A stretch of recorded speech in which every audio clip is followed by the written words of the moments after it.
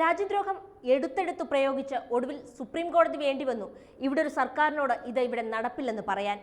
നരേന്ദ്രമോദി സർക്കാർ പാർലമെന്റിലെ മൃഗീയ ഭൂരിപക്ഷം കൊണ്ടുണ്ടാക്കിയെടുത്ത നിയമങ്ങളിൽ പലതും കേന്ദ്രത്തിൽ ഭരണത്തിലിരിക്കുന്ന പാർട്ടിക്ക് പൗരന്റെ സ്വാതന്ത്ര്യത്തിലും ജനാധിപത്യത്തിലും സ്വകാര്യതയിലും കൈകടത്താൻ ഉതകുന്നവയായപ്പോൾ ജയിലറയ്ക്കുള്ളിലേക്ക് അടയ്ക്കപ്പെട്ട മനുഷ്യാവകാശ പ്രവർത്തകരും ആക്ടിവിസ്റ്റുകളും എണ്ണിയാൽ ഒടുങ്ങാത്തവരായി. UAPA ചുമത്തി ജയിലിലാക്കി പൗരാവകാശങ്ങൾ റദ്ദു ചെയ്യപ്പെട്ട് 83 വയസ്സുള്ള പാർക്കിൻസൺ ബാധിതനായ ഫാദർ സ്റ്റാൻസാമി കൈവറിക്കുന്നതിനാൽ ഗ്ലാസിൽ വെള്ളം കുടിക്കാനാകാതെ ഒരു സിപ്പർ ചോദിച്ചിട്ട് അതുപോലും നൽകാതെ നടപടിക്രമങ്ങൾ വൈകിപ്പിച്ച് ജയിലിൽ മരിച്ചു വീണ കാലമാണ് മോദി ഭരണകാലം. മാധ്യമ സ്വാതന്ത്ര്യത്തിന് നേർക്ക് എണ്ണമില്ലാത്ത ഭീഷണികളും ആക്രമണങ്ങളും നടന്ന കാലമാണ്. ഒടുവിൽ ഒപ്പം നിൽക്കില്ലെന്ന ഉറപ്പുള്ളവരെ EDയെയും ഇൻകം ടാക്സിനെയും വിട്ട് കുരുക്കി കടക്കണിയിലാക്കി തങ്ങൾക്കൊപ്പമുള്ള കോർപ്പറേറ്റ് ശക്തികളെ കൊണ്ട് വാങ്ങിപ്പിക്കുന്ന തന്ത്രം വരെ രാജ്യം കണ്ടതാണ്. മോദി സർക്കാരിനെതിരെ ശബ്ദമുയർത്താൻ നിലപാടുള്ള ചുരുക്കം ചില മാധ്യമങ്ങളിലേക്ക് ഒതുങ്ങിപ്പോയിട്ടുണ്ട് രാജ്യത്തെ മാധ്യമ മേഖല. അവിടെ കഴിഞ്ഞ കുറച്ചു വർഷങ്ങളായി സ്ഥിരമായി വേട്ടയാടപ്പെടുന്ന ഒരു സംരംഭമാണ് ദ കാരവാൻ. ഇന്നും കാരവാന് നേർക്ക് സർക്കാർ നടപടിയിൽ മൗനം പാലിക്കുകയാണ് രാജ്യത്തെ മുൻനിര മാധ്യമങ്ങൾക്കൊപ്പം മലയാളത്തിലെ മുൻനിര മാധ്യമങ്ങളും. കാരവാന്റെ ഒരു ലേഖനം കേന്ദ്ര സർക്കാരിനും പ്രതിരോധ വകുപ്പിനും എതിരെയായപ്പോൾ ഉടനടി പിൻവലിച്ചില്ലെങ്കിൽ വെബ്സൈറ്റ് പൂട്ടിക്കുമെന്നാണ് കേന്ദ്ര സർക്കാർ തിട്ടൂരമിറക്കിയത്. ജമ്മു കശ്മീരിലെ മനുഷ്യാവകാശ ലംഘനങ്ങളെക്കുറിച്ചുള്ള റിപ്പോർട്ടിലാണ് കേന്ദ്രത്തിന്റെ പിടിവീണത്. ഇന്ത്യൻ സൈന്യത്തിനെതിരായി വാർത്ത നൽകിയെന്നാരോപിച്ചാണ് കാരവാനെതിരെ വിവാദ പുത്തൻ IT ആക്ട് എടുത്ത് മോദി സർക്കാർ പ്രയോഗിച്ചത്. സ്ക്രീംസ് ഫ്രം ദ ആർമി പോസ്റ്റിൽ നിന്നുള്ള നിലവിളികൾ എന്ന ലേഖനം കശ്മീരിലെ മനുഷ്യാവകാശ ലംഘനത്തെയും സൈന്യത്തെയും കുറിച്ചാണ്. കശ്മീരിലെ പുഞ്ചിൽ നടന്ന കൊലപാതകങ്ങളെയും പീഡന മുറകളെയും കുറിച്ച്.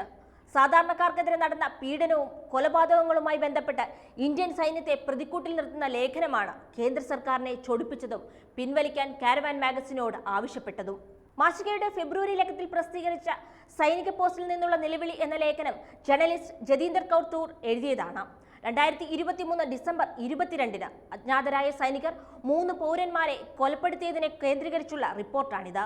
അന്ന് സംഭവം ഇന്ത്യ ആകമാനം റിപ്പോർട്ട് ചെയ്യപ്പെടുകയും ചെയ്തിരുന്നു. സൈന്യത്തിന്റെ കസ്റ്റഡിയിൽ വെച്ചാണ് ഇവരെ കൊലപ്പെടുത്തിയതെന്നും പീഡിപ്പിക്കുന്നതിന്റെ വീഡിയോ ദൃശ്യങ്ങൾ വൈറലായിരുന്നുവെന്നും നാട്ടുകാർ പറയുന്നുമുണ്ട്.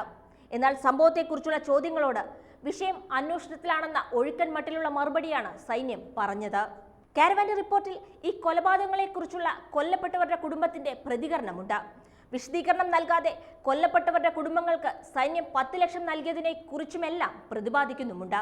ഒപ്പം 3 അല്ല 25 പേർ സൈനിക പീഡനങ്ങൾക്ക് ഇരയായെന്ന റിപ്പോർട്ടും ഒപ്പം നേതൃത്വം നൽകിയ ബ്രിഗേഡിയറുടെ പേരും വെളിപ്പെടുത്തിയിരുന്നു. ഇതിന് പിന്നാലെയാണ് ലേഖനം നീക്കം ചെയ്യാൻ IT കരിനിയമം കേന്ദ്രം പ്രയോഗിച്ചത്. ഇനി എന്താണ് മോദി സർക്കാരിന്റെ വിവാദമായ IT നിയമം? 2023 ഡിസംബർ 18 തിങ്കളാഴ്ചയാണ് ലോക്സഭയിൽ ടെലികമ്മ്യൂണിക്കേഷൻ ബിൽ അവതരിപ്പിച്ചത്.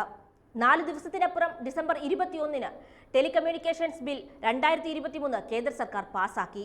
വാർത്താ വെബ്സൈറ്റുകൾ ഉൾപ്പെടെയുള്ള ഡിജിറ്റൽ പ്ലാറ്റ്ഫോമുകളിൽ നിന്ന് പ്രസാധകനെ കേൾക്കാതെ തന്നെ ഉള്ളടക്കം നീക്കം ചെയ്യാനുള്ള അടിയന്തരാധികാരം വിവാദ IT നിയമങ്ങൾ വിവര പ്രക്ഷേപണ മന്ത്രാലയത്തിന് നൽകുന്നുണ്ട്.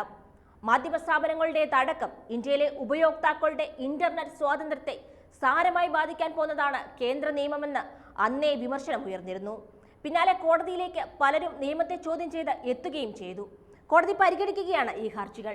2021-ലും പിന്നീട് 2023-ലും ഭേദഗതി വരുത്തിയ ഇൻഫർമേഷൻ ടെക്നോളജി ആക്ട് ഒരു മാധ്യമ സ്ഥാപനത്തിനെതിരെ ഉപയോഗിച്ചത് ദ കാരവാനെതിരെയാണ്. IT നിയമത്തിലെ സെക്ഷൻ 69A പ്രകാരം തങ്ങൾക്ക് ഒരു നോട്ടീസ് ലഭിച്ചിട്ടുണ്ടെന്നും ഈ ഉത്തരവിനെ തങ്ങൾ കോടതിയിൽ നേരിടുമെന്നും ലേഖനം പിൻവലിച്ച് കാരവാൻ വ്യക്തമാക്കുന്നുണ്ട്. തങ്ങൾക്ക് ലഭിച്ച ഓർഡറിന്റെ ഉള്ളടക്കം രഹസ്യമാണെന്നും കാരവാൻ പറയുന്നുണ്ട്. സർക്കാർ വസ്തുതകൾ മറച്ചുവെക്കാൻ ശ്രമിക്കുന്നുവെന്നും ഉത്തരവിന് അസംബന്ധ രഹസ്യ സ്വഭാവമാണുള്ളതെന്നും വിമർശനം ഉയരുന്നുണ്ട്. ദ കാരവാന്റെ എക്സിക്യൂട്ടീവ് എഡിറ്റർ ഹർദോഷ് സിംഗ് ബെൽ കേന്ദ്ര സർക്കാരിന്റെ സെൻസറിങ്ങിനെ കുറിച്ച് പറയുന്നത് ഇങ്ങനെയാണ്. IT മന്ത്രാലയം, ഇലക്ട്രോണിക്സ് ആൻഡ് ഇൻഫർമേഷൻ ടെക്നോളജി അല്ലെങ്കിൽ MEIT മന്ത്രാലയം കാരവാനെതിരെ ഈ നോട്ടീസിനെ രഹസ്യ സ്വഭാവമുള്ളത് എന്നാണ് വിശേഷിപ്പിച്ചത്. ഈ രഹസ്യ സ്വഭാവം അസംബന്ധമാണ്. ഇത്തരം നടപടികൾ സുതാര്യമായിരിക്കണം. ലേഖനം എടുത്തുകളയേണ്ടതിന്റെ കാരണം വെളിപ്പെടുത്താൻ ഞങ്ങൾ ഭയപ്പെടേണ്ടതിന്റെ ആവശ്യകത എന്താണ്? ഞങ്ങൾ സ്വയം പ്രതിരോധിക്കേണ്ടവരാണെന്ന് കരുതുന്നു. സർക്കാരാണ് വസ്തുതകൾ മറച്ചുവെക്കാൻ ശ്രമിക്കുന്നത്. തങ്ങളുടെ ലേഖനം വസ്തുതാപരമായി സത്യമാണെന്നും എല്ലാ തരത്തിലുള്ള പത്രപ്രവർത്തന നിലവാരവും മര്യാദയും ഉൾക്കൊള്ളുന്നതാണെന്നും കാരവാൻ വ്യക്തമാക്കുന്നുണ്ട്.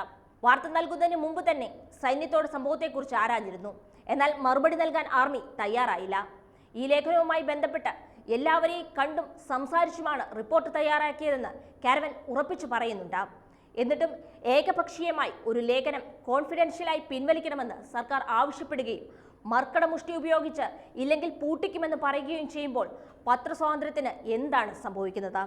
എന്തിനാണ് രഹസ്യ സ്വഭാവം കാത്തു സൂക്ഷിച്ചുകൊണ്ട് റിപ്പോർട്ട് പിൻവലിക്കാൻ സർക്കാർ ആവശ്യപ്പെടുന്നത്? എന്തുകൊണ്ടാണ് ചോദ്യങ്ങൾ ഇനിയും ഉയരാത്തത്? വാർത്തകൾ വേഗത്തിലറിയാൻ ഞങ്ങളുടെ യൂട്യൂബ് ചാനൽ സബ്സ്ക്രൈബ് ചെയ്യൂ.